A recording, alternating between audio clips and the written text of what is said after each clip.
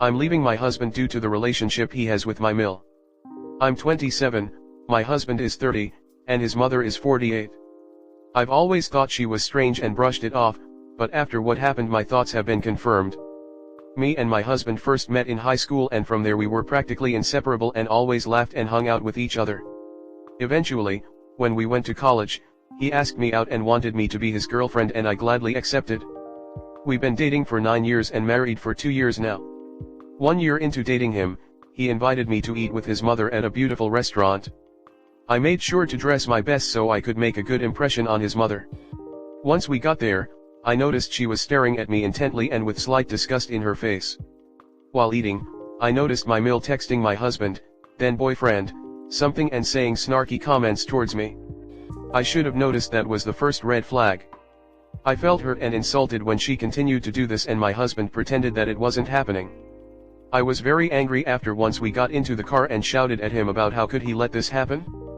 He then proceeded to brush me off by saying his mother is just a moody person and you just need to get her to be more comfortable around you. I decided to let it go and see if I'd have more luck next time. Over the years we've met a few times and I suppose it was getting better but she still kept up with the snarky comments, commenting on how ugly my hair, how unfeminine I looked, how I was supposed to stay in my place as a woman. Each time he brushed it off or guilt-tripped me and it made more angry each time this happened. I started noticing he got more distant, more cold, and helped less with chores around the house.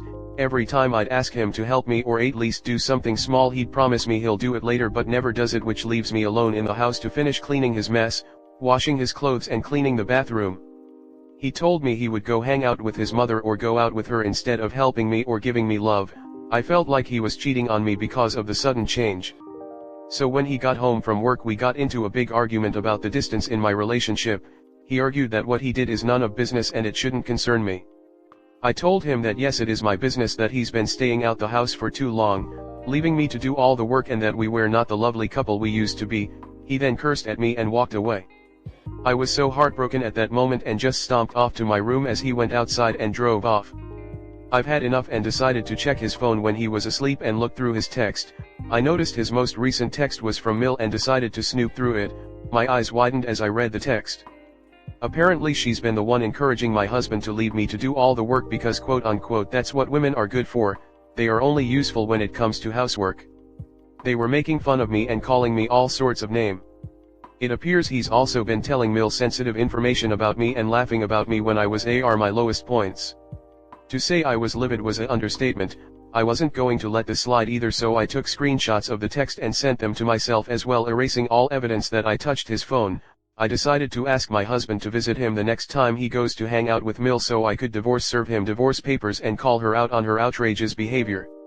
I asked my husband if I could come with him to see his mother with a nice hard-working wife attitude. And he agreed to let me go. I was putting up a nice wife act, but on the inside I was very angry, hurt and confused about what did I do wrong? Why did this happen? Was I not a good enough wife to him? Eventually we arrived and greeted Mill with a wave and a hug. She looked slightly disappointed at the sight of me but let me in anyways.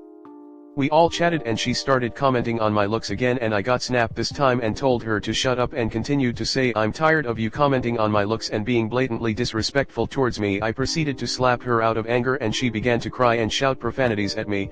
My husband joined in and proceeded to yell at me, but I cut them both and yelled at them about how could they talk this rudely about me behind their backs. I looked at Mill and told her that her son is a good-for-nothing lazy, disputing mama's boy. He is filthy and it is all your fault. I continued with telling her that she is free to have him all to herself because I am going to divorce her stupid son. She cried harder and my husband looked at me with shock and humiliation in his face and screamed about how could I violate his privacy like that and that I hurt his mother's feelings. It made me even angrier that he wasn't worried about how I felt and more about his mother and privacy. I proceeded to shout at him too and told him, "Go F yourself. I'm done with you, you can go pack your stuff and clean up the mess you made at home because I'm not doing it this time, and never again." He looked at me with sadness. He also then started crying. My husband begged me not to leave him that and he cannot live without a beautiful, clean woman like me. He attempted to guilt trip me with what am I going to do without someone to provide for me when I work really hard. I cut him off and told him I don't want to hear it. I will be packing my stuff and selling the house since I paid for it and it is under my name. He has a 1-month notice to pack all his stuff. After this I will be going to live with my family as they've been there for me and understood my situation. Comment. Good on you for ending a relationship with your husband who is in an emotionally incestuous relationship with his mother. He was unwilling to put up boundaries and instead decided to keep her as his primary emotional partner. So gross. I would encourage if you can getting some therapy after this if possible, as this is such an awful thing to happen and you don't want it coloring future relationships. And be sure to go zero contact with these two, as these types have decades of manipulation under their belts and will try to take any advantage they can. They can have each other forever since it sounds like they want to be in their relationship together. Ugh, so gross. If you are going to practice creative writing, keep using paragraph breaks and the ending is too dramatic. Not bad, you lost me at the end though. Also proofread. You've handled this with absolute class all the way, and you ended it with class. Leave these filthy, lazy pigs behind in their own muck and archaic BS, heal yourself and move on to something much better, because I don't doubt that you are capable of succeeding in anything. I'm so sorry you've had to go through all this heartbreak and misery, but good for you. They both deserve it. I hope you can get past this, maybe with the help of a good therapist, and have such a great life without either one of them in it. He never stood up for you and that was the least of what you deserved in your marriage. Good job standing up for yourself. I mean, you should leave for sure. But why is everyone ignoring the fact Op put her hands on two people? That's not okay at all. Go to therapy to work on yourself, unless in self-defense, putting your hands on anyone is not okay. There has been a real surge in aged accounts karma farming on this sub lately. I thought it was attention farming until I realized the accounts were either made and aged with a few posts or hacked. Interesting. Learn text formatting. My god, is that a wreck to read regardless of the fake smell. Next story 2. Daughter asked how I met her dad and I don't know how to tell her that it was through an arranged marriage. My husband loves photography and has a lot of photo albums of everything, and our daughter the other day looked at one that is from when I was pregnant with her. And she asked me a question that she had never asked me before. That question was how I met her dad. When I heard her I froze and didn't know what to say because the day I met him was the worst day of my life. My husband and I got married the same day I turned 18, I met him the day before and it was a horrible experience because I didn't know if he would be an ugly old man, if he would be a good man or a psychopath. It was a blind meeting and it was the worst experience of my life. To this day I wish I could forget all the fear I felt before meeting him. I was lucky and he turned out to be the sweetest person I ever met. Thanks to that we were able to make it work, we fell in love and we created a beautiful family that we are very proud of, but that doesn't mean that we like to tell everyone how we met. About 15 years ago we moved and decided that we would cut off contact with our families to start from scratch in a new place where no one knows us. None of our friends know how we met and we don't want to tell them either. In fact, not even our daughters know because we don't want them to be ashamed or feel negative feelings towards any of us. When my daughter asked me that, I didn't know what to say and I stayed silent until another photo caught her attention and she started asking me other things. I know that at some point she will ask me that again and I want to give her an answer, but I don't know how. My husband and I never planned on telling them the truth and we even created a different story to tell them if they ask us how we met, but the moment she asked me I knew I couldn't lie to her. She has a very idealized image of our marriage. She always says things like she likes to see how affectionate her dad is to me, that she wants to grow up and have a husband like him who gives her flowers every week like he does with me, that she wants a husband who is as good a dad as he is to her and her sisters, etc. And I don't want to tell her the truth and have her think that everything that she likes about our marriage is fake, because it isn't. I love her dad and he loves me, and it's been that way from the moment we found out I was pregnant with her, but I know that if I tell her that our marriage was arranged, she won't believe that we love each other or even think that her birth was a misfortune, but it wasn't. So, my husband and I want to know, how can we tell her the truth without making her feel bad? Should we keep sugarcoating the story? Comment. Honestly, if she's doing the math, she's realizing her barely 18-year-old mom got pregnant by a 38-year-old man, and may already thinking bad things happened. Best to give her the full story as soon as possible. There is a reason she's asking now. At 18, the daughter is already an adult. She deserves to know the truth. Life isn't always full of rainbows and sunshine. She should know there are bad people so that she knows to protect herself. Just say it was an arranged marriage and Op got lucky the dad turned out to be a nice guy. It being an arranged marriage and getting lucky, but still separating from their families because of the trauma/drama, is much better than her mother being groomed by her predator father. Tell her the truth. She is literally older than Up when Up went through this.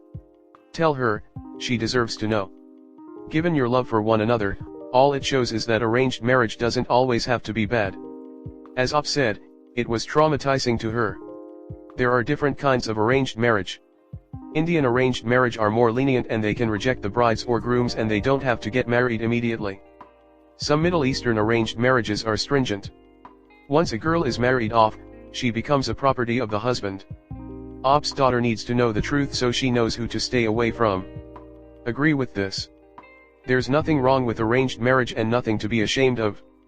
Actually, it's extra impressive you made it work, and it shows you can grow in attraction and love for someone if they're a good person. There's nothing for Op to feel guilty about, but it's just incorrect to say there's nothing wrong with arranged marriage. Op was a teenager handed over to an almost 40-year-old man without having any say in the matter. Her life was decided for her when she was a child. She is lucky that the husband treats her well. Many child/teen brides in arranged marriages are essentially enslaved to their husbands. Op correctly assumes the 18-year-old daughter will be horrified that dear old dad bought mom on her 18th birthday. I think by arranged marriage some people mean that the families are involved in searching for the groom, introducing them, chaperoning some of their meetings, etc. But there's still some consideration of whether they get along, time for them to get to know each other, and the woman has the freedom to turn a guy down and vice versa. Meeting him the day before they married and having zero choice is a different situation that I would argue is inherently bad. That being said, falling in love with your arranged marriage partner is a kind of sweet and romantic story, and I don't think Op should be ashamed of telling it. That part that will require some explanation is why the dad, as a 38-year-old man, didn't have enough of a conscience and/or ability to think for himself to realize that marrying someone who was forced into it wasn't a moral thing to do. I mean, I guess he planned to be kind to her and it worked out, but still. Your first paragraph is describing matchmaking, not arranged marriage. In an arranged marriage, traditionally, once the father of the bride-to-be accepts the offer, the girl cannot refuse without dishonoring the family. If the couple were both children when the marriage got arranged, then growing to love each other would be a sweet, romantic story. But the husband was 38 and married a girl who had never met him on the first day it was legal to marry her. The fact that he treats her with love and kindness doesn't undo the fact that Op never had the option to determine her own destiny. I would even argue that good men's participation in a bad tradition is what perpetuates the tradition that does so much harm to girls and women. If all the husbands were irredeemably evil, the brides' families would balk. The hope of a good husband and a good life for their daughters is why the fathers agree, and why the daughters are trapped whether the husband is kind or cruel.